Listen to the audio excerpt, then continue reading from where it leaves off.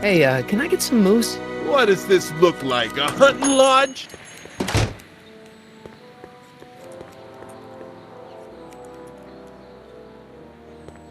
I'm not so sure I want to stay in a place that welcomes transients.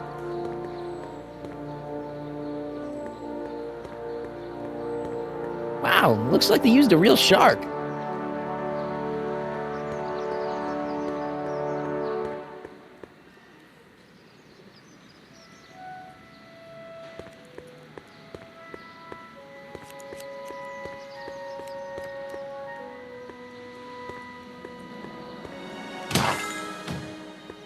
You gonna buy anything? No. Then get out, Bob.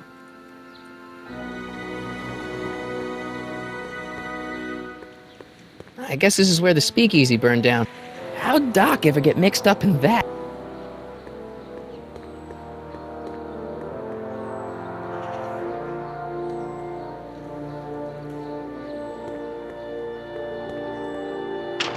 Hello? No solicitors!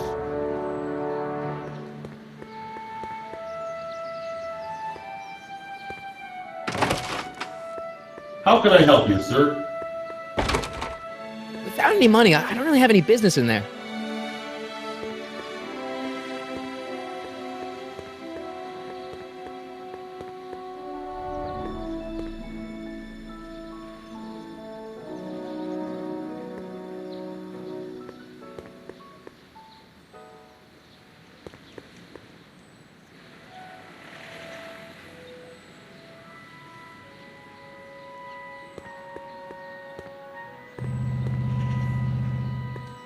Sisters of Mercy Soup Kitchen. Come for the soup, stay for the salvation.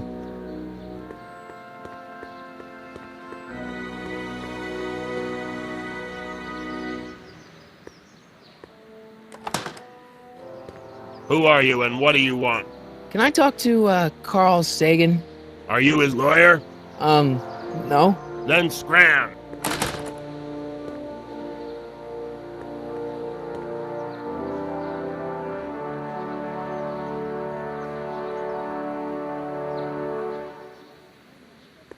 Doc! Marty, Doc! what are you doing here? You sent for me, Doc. I did? When? May 14th, 1986. 1980? The automatic retrieval system, of course. I'd almost forgotten about that. So what's our plan for getting you out of here? Plan? We don't need a plan. We don't. Not in the slightest. The police picked me up for that speakeasy fire a couple of weeks ago, but the DA hasn't got a case. They're releasing me tomorrow morning. So basically, I traveled 50 years into the past to deliver your car? Sorry about that, but it's so wonderful to see you. We have a lot of catching up to do. Yeah, you might want to hold off on that, Doc. Great Scott! I'm going to be gunned down by gangsters on the steps of the courthouse. Why would they do that? Guess they didn't approve of my burning down their speakeasy. Very funny, Doc. Maybe now we should come up with a plan? A plan, right. But what?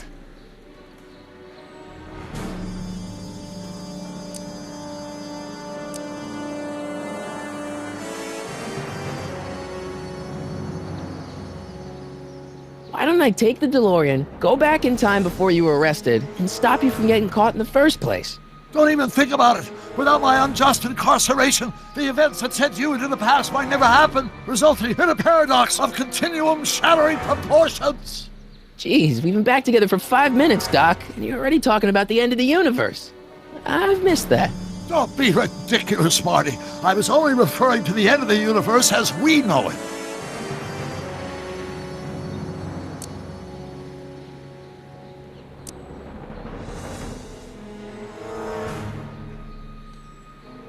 Well, I suppose I could just get some dynamite and break you out of jail. No, that's far too dangerous. Not just to me, but to random innocent people in the past. The repercussions could be... That's it! What's it? My rocket-powered drill. You have a rocket-powered drill? Not yet. I haven't built it yet. You've lost me, Doc. Listen, a few months ago, my 17-year-old self sent in a patent application for a rocket-powered drill. I abandoned the project after I never heard back from the patent office, but the prototype should be nearly complete. Great, I'll just run back to your lab. No, I said nearly complete. You'll need me to help you finish it. How the hell am I supposed to sneak a half-finished rocket-powered drill into your cell? Not me. 1931 me. Wait a minute, Doc. You want me to convince your 1931 self to build a rocket-powered drill to break you out of jail? Precisely.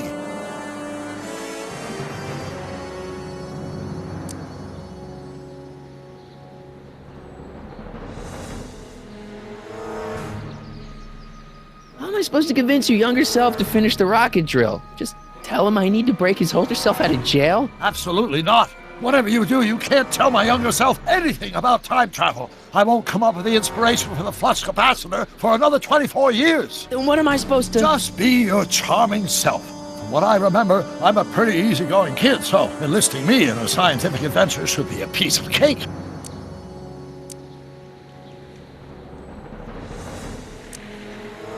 Won't talking to yourself cause, irreparable damage to the space-time continuum or something? It should be fine. I've already invented the idea of the rocket drill. You've just got to goad my younger self into finishing the prototype. Okay, let's say I go along with this crazy idea.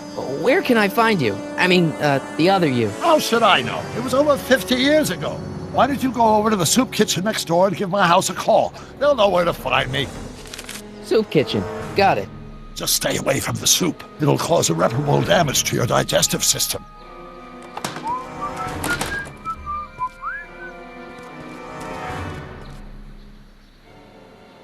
I guess I better get started.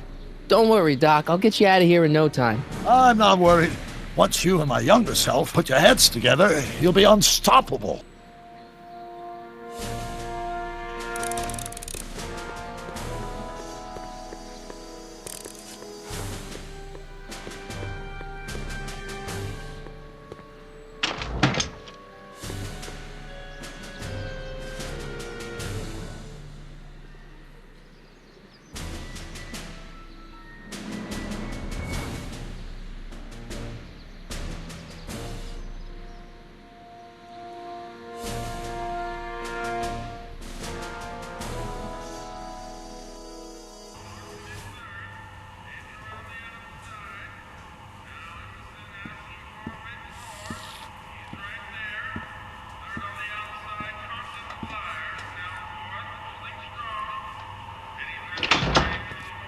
McFly! Biff? Kid! Grandpa? That's Mr. Tannen to you, Artie. What are you doing out here? Well, I was getting kind of hungry, so I figured I'd come down here for some free soup. Just thought I'd come down for some soup. Think, McFly. The DA's throwing around subpoenas like Babe Ruth. I don't think Ruth's a pitcher anymore. Shut it. If one of those subpoenas landed in the hands of my number cruncher, I'd be in a whole lot of trouble. I could even get sent up the river. You wouldn't want that, would you? Would you? No, of course not, kid. All right. That's better. What are you looking at, punk? Keep your eyes on the soup, kid. Well? Well, what? What are you still doing here? Sorry, kid. I'll just run back to the safe house. You do that. And McFly? Yes? That hat's too flashy. You better let me hold on to it. Now scram! You got it, boss. And don't come out until I give you the all clear. I swear, if even one of you mooks could add 2 + 2 without your fingers, I'd dump that wimp into the lake. Hey! Anyway, I'm off to make myself irresistible. Don't let anyone burn down the shop while I'm gone.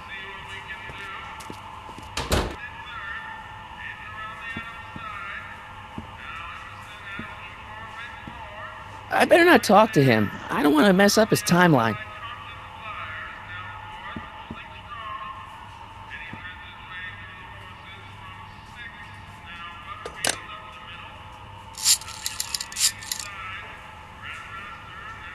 Brown results? Hi. Do you know where I could find Emmett Brown? Young Master Brown is currently tending to his clerking duties at the courthouse. Who may I say he's calling. The courthouse? Doc never told me he worked at the courthouse.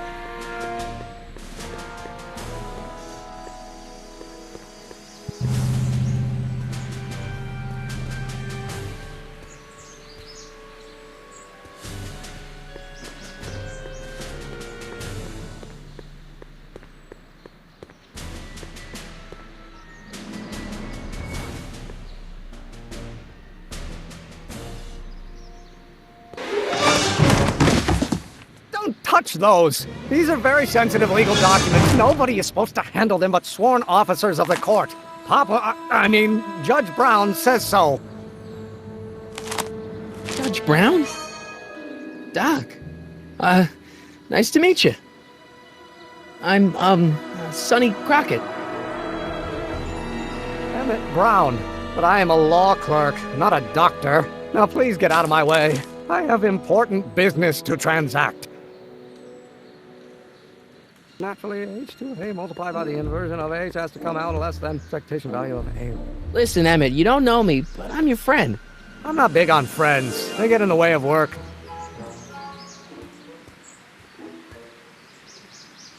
What's this important business you're up to? It's a legal matter. Very complicated, very abstruse. I need to obtain 5 sets of initials on every copy of this writ of indemnification before before Judge Brown can even think of granting a waiver to the party in the first part. You have no idea what it's about, do you? That's how important it is.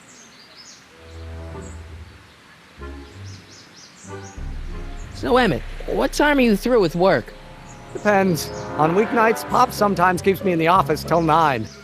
9 at night? But today's Saturday. Right. So I probably won't get off before 10.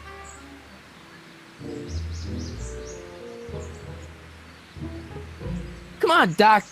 Emmett, drop the Legal Eagle Act. I got something more important for you to do. Mr. Crockett, I'll have you know that the law is the very mortar that holds society together, and we in the legal profession are like brick masons building the edifice of the future. Your dad tell you that? Every morning.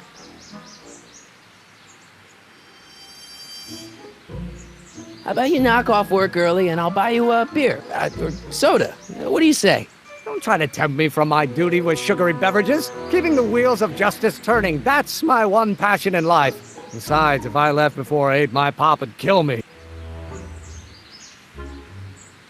Sounds like you're a little scared of your father. Scared of my father? Pop is the most learned, just, incorruptible judge that Hill Valley has ever seen. The only people scared of Judge Brown are people with a dark secret to hide. And I don't have a dark secret to hide. Listen, I understand you're working on a new invention in your lab. Invention? You must have me mixed up with somebody else. I'm in law. I have absolutely no interest in science. It will be equal to A's expectation value, but only if the coefficient of friction remains constant and the gravitational constant is variable. Wait, is that even possible? Oh, let's start over. Force equals mass times acceleration, of course. That's Newton. But how many... Come on, wait up a minute. You again? Can't you see I'm busy?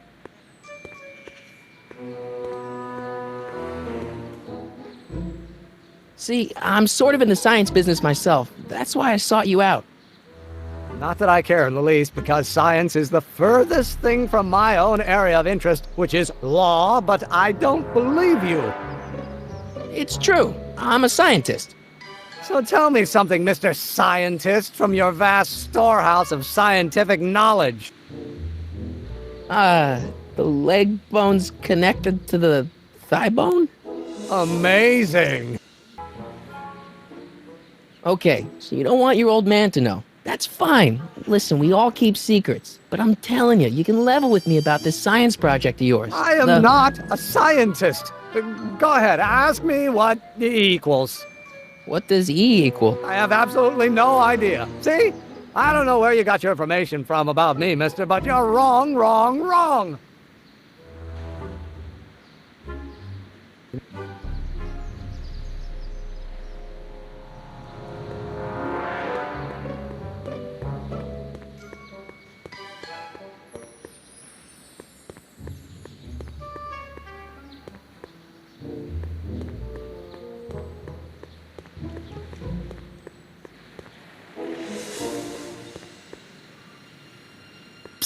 Doc! Marty, have you found my younger self yet?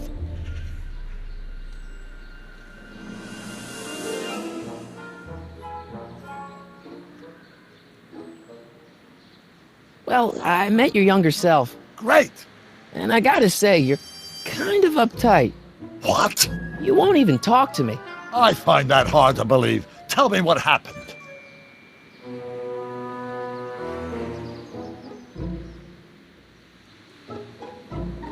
Why does your younger self mutter all the time? Muttering? Why would I be muttering? I never mutter unless... The Hill Valley Expo! The Expo? Yes, the Expo! How could I have forgotten? In a few months, the younger me will put on a demonstration at the Hill Valley Exposition, my first public foray into the world of science. Everyone in town will be there, including a number of noted inventors who shaped my career. So, it was a big success? No, it was a miserable failure, but it was a spectacularly miserable failure, one which marked my transition from an amateur garage scientist into a professional seeker of truth.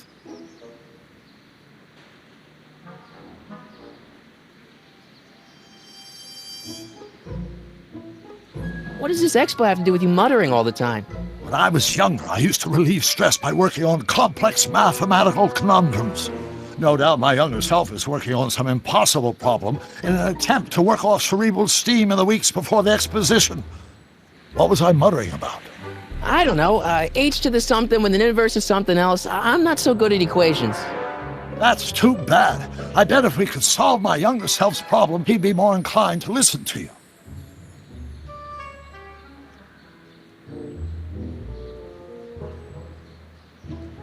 I still can't figure out what your younger self is muttering about.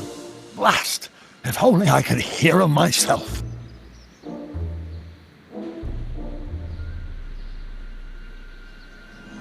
I tried asking him about your rocket drill, but he says he's not a scientist. What? What? Father. What's he got to do with this? In 1931, I was still deathly afraid of my father discovering the truth about my scientific predilections, so I carefully kept them under wraps, practicing science at odd hours, away from his prying eyes. That sucks. It sucked a lot. Fortunately, I eventually stood up to him, but right now, my younger self probably thinks you've been sent by my father to check up on me.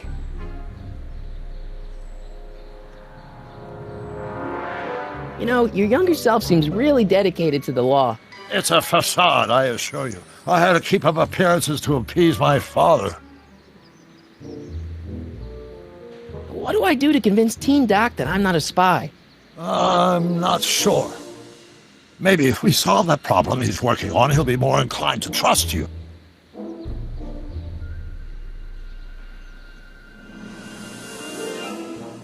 Let's talk about your younger self's problems later. Okay, but don't forget we're on a bit of a deadline here.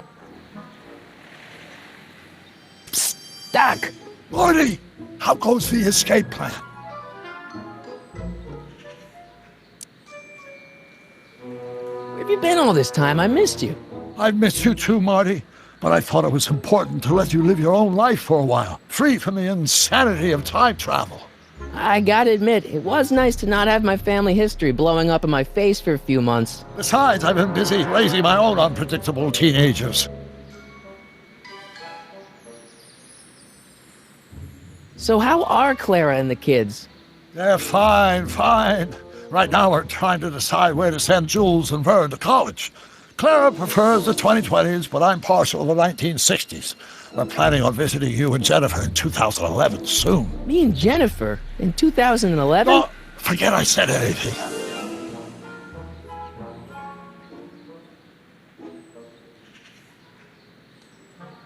Where'd the DeLorean come from? The last time I saw it had been smashed to pieces by a train. It's a fantastic story. Do you remember when the DeLorean got struck by lightning in 1955? Yeah? Unbeknownst to either of us, the lightning produced a temporal duplicate of the time machine, one that was tossed 70 years into the future. What? I found out about it during a trip to 2025 and recovered it just in time to stop Griff Tannen from vandalizing the time stream. Evie, so that DeLorean...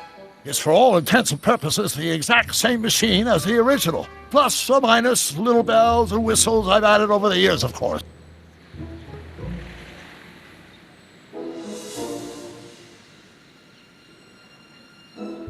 How'd you wind up in jail in 1931 anyway? During my trip to the past, I decided to look into one of Hill Valley's unsolved mysteries. The fire at the Speakeasy. Exactly. I thought I was safely hidden across the street. But when the fire started, there was a tremendous explosion, and I was knocked unconscious by a stray brick. When I woke up, I was here in jail, charged with arson. That's horrible. I know. Worse yet, I still don't know who started the fire.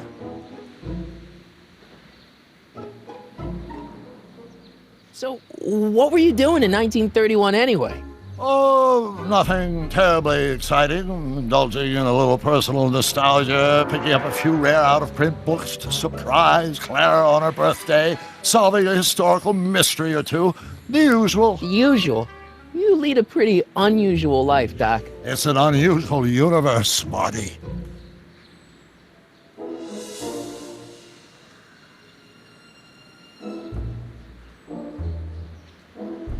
Guess who I bumped into at the soup kitchen? My grandfather.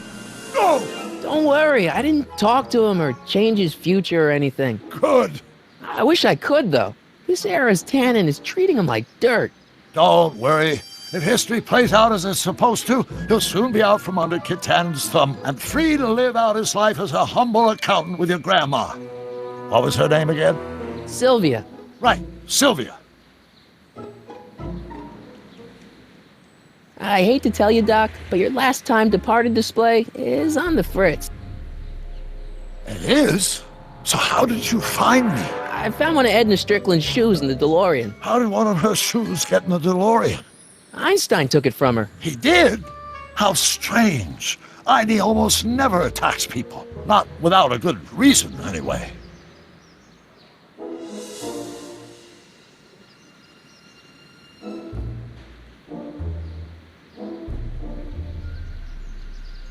What's the story with this kid Tannen jerk anyway? Biff's father? By this time next year, he'll be pulling down a life sentence in San Quentin. There was even a song about it. Wait, if Biff will be born in 1938, and Kid will be in prison... As I recall, he escaped from prison in 1937 for about 3 hours. That's a busy 3 hours. No kidding.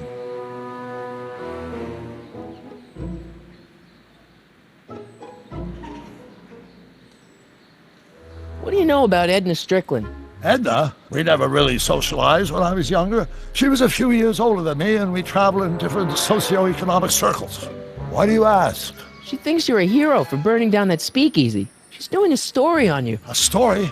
Oh, yes, now I remember. Ask Edna, the etiquette column that doubled as a pro-temperance soapbox.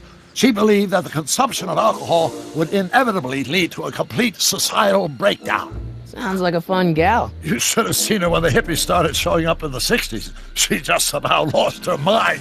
That would explain a lot.